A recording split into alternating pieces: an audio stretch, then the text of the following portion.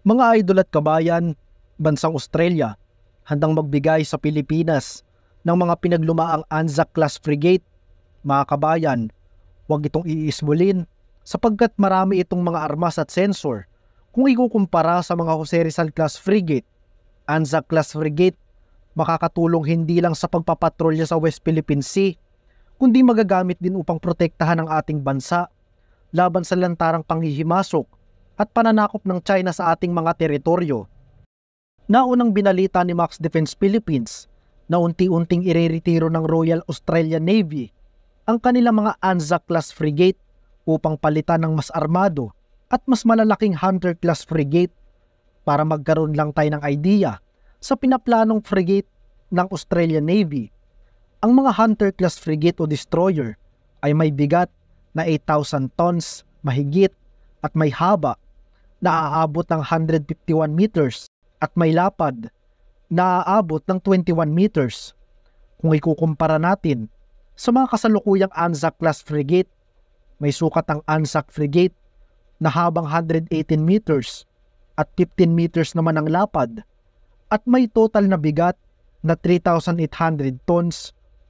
Mas armado din ang mga Hunter-class ng maraming anti-ship missile at air-to-surface missile, samahan pa ng mas malakas na air defense system katulad na lang ng dalawang Phalanx close-in weapon system.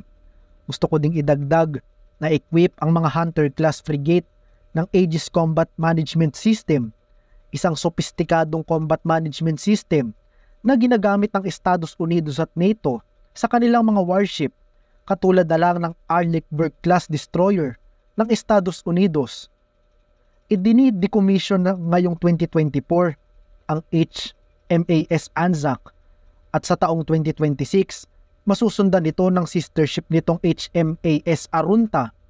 Ginagawa ng bansang Australia ang mga hakbang na ito dahil plano ng Australian Navy na mas mag-expand at mas palakasin pa ang kanilang Navy dahil nakikita ng Australia ang patuloy na banta ng China at mga kaalyado nito sa buong Indo-Pacific region. Isang Australia sa mga strategic partner ng Pilipinas. Sa katunayan ay mayroong Visiting Forces Agreement ang Australia at Pilipinas na pinirmahan pa mula noong taong 2007. Bukod sa Visiting Forces Agreement, isa din ang bansang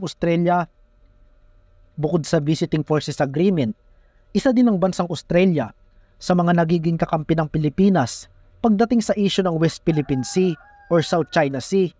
Sa katunayan ay may mga joint patrol na isinasagawa ang Pilipinas at Australia, samahan pa ng joint military exercises at iba't ibang military activity na lalong nagpapalakas sa relasyon ng dalawang bansa.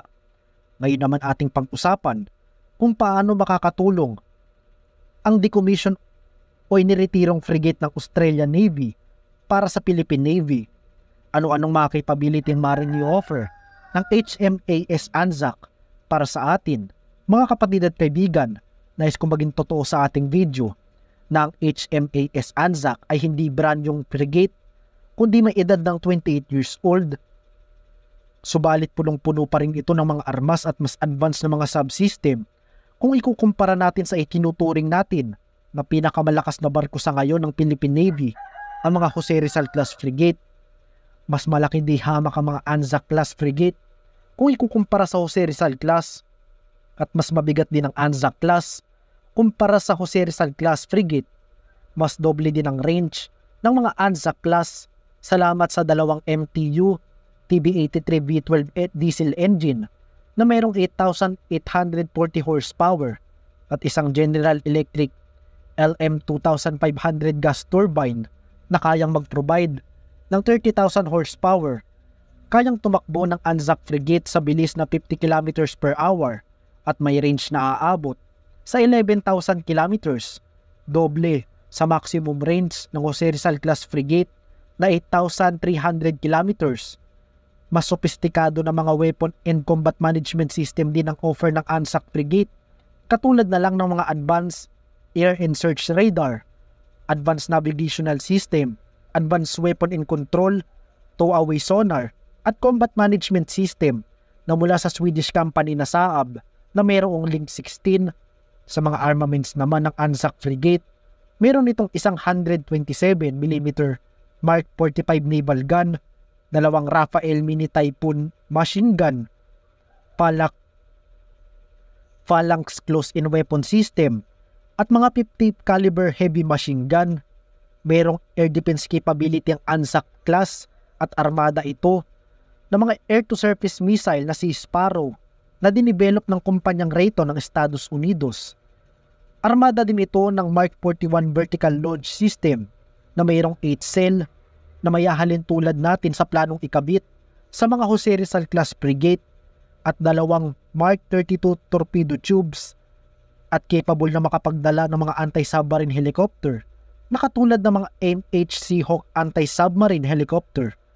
Kung pagkukumparahin pa natin side by side ang mga ANZAC class at ang mga kasalukuyang naval asset ng Philippine Navy, mas maraming i-offer at advantages ang ANZAC class at mas maganda din ang mga defense and offensive weapon ng mga barko kung ikukumpara natin sa kasalukuyang naval fleet ng Philippine Navy.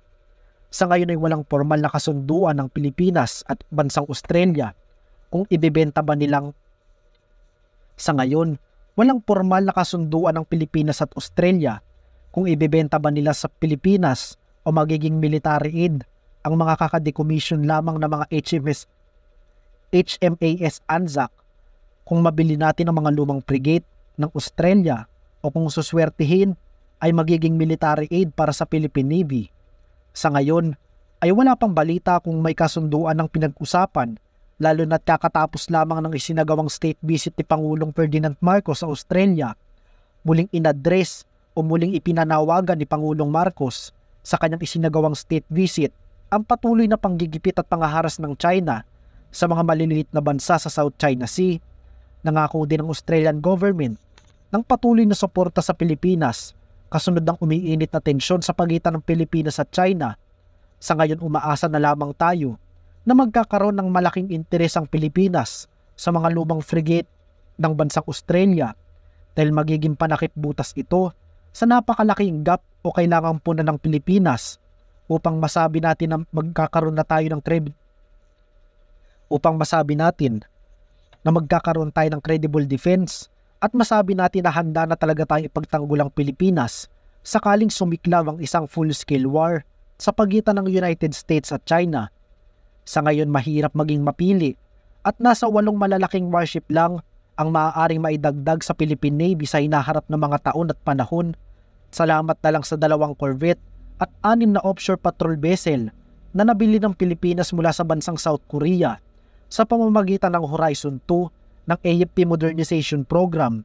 Subalit kulang na kulang ang mga ito, lalo na't limitadong capability ng mga corvette at offshore patrol vessel at hindi din natin ito magagamit laban sa mga naglalakihan at naglalakasan na destroyer at iba pang mga warship ng People's Liberation Army ng China.